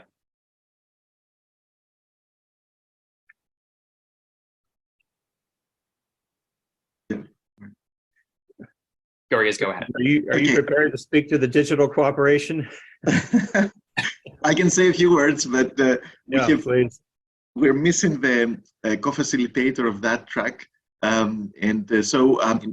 Briefly, that there is this other track that has been introduced and will be discussed in New York, which is about the proposal of the Secretary-General Common Agenda about the Digital Compact, right? And how do we, about global digital compact, global access to cyberspace and governance of cyberspace, all these issues, because it is a very important infrastructure crucial today for any person's participation in the global and the local commons, and also empowerment for work and the economy, etc. So, I mean, we have a better way, we need a better way to govern this space that has opened up, the new global commons, that cyberspace. So there was a discussion, but I'm not sure about the outcomes, which I don't know if the other colleagues have more, if there are specific proposals, or we'll continue the discussion in New York anyway. That's all from me. Thank you. Jeffrey has just shared a link to the human rights and participation track, so please go ahead and open that to follow on the discussion. We have a question from Sari. Please go ahead, and then we think that we might wrap up after that, unless we have any other additional comments.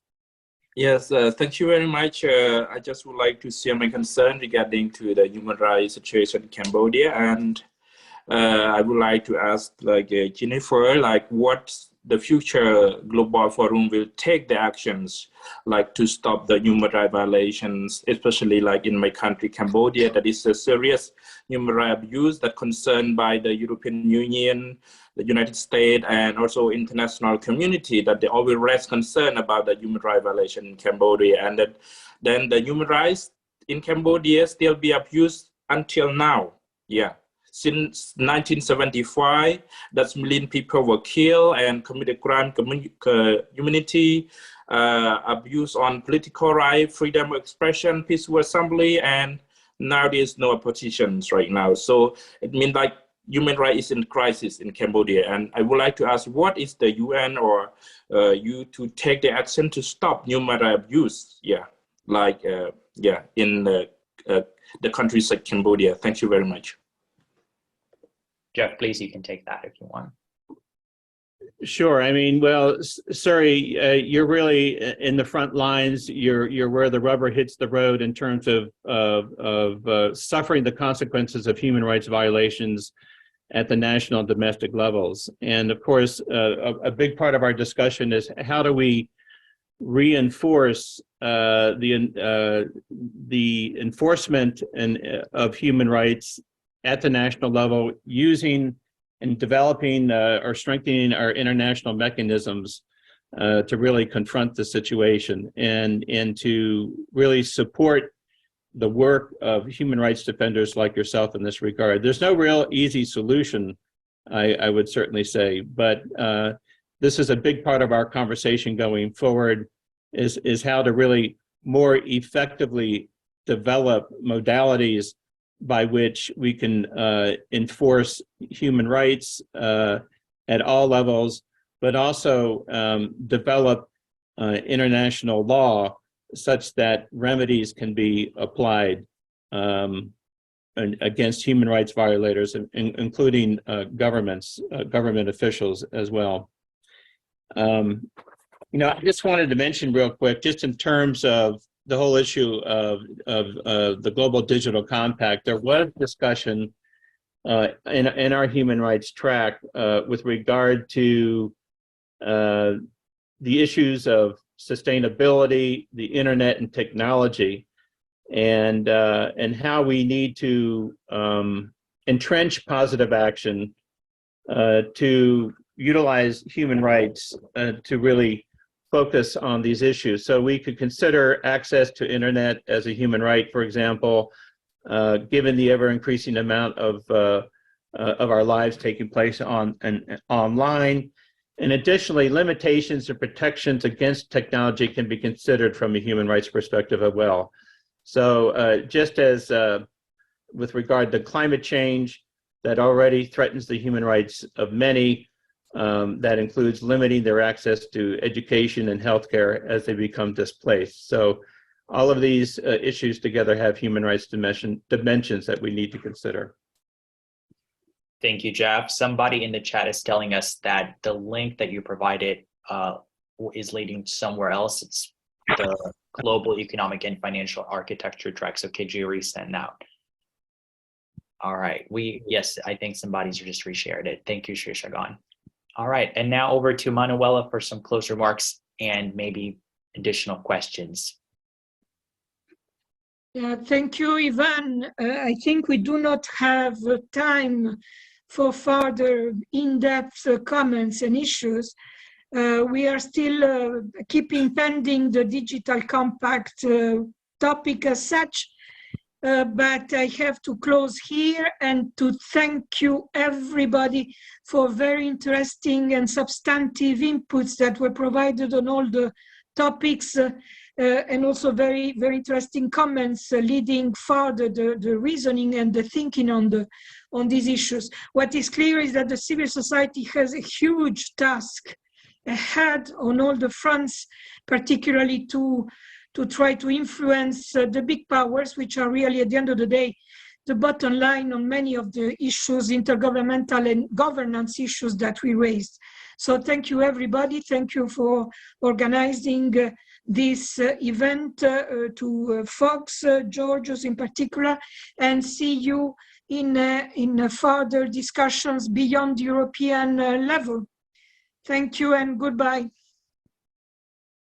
Thank you.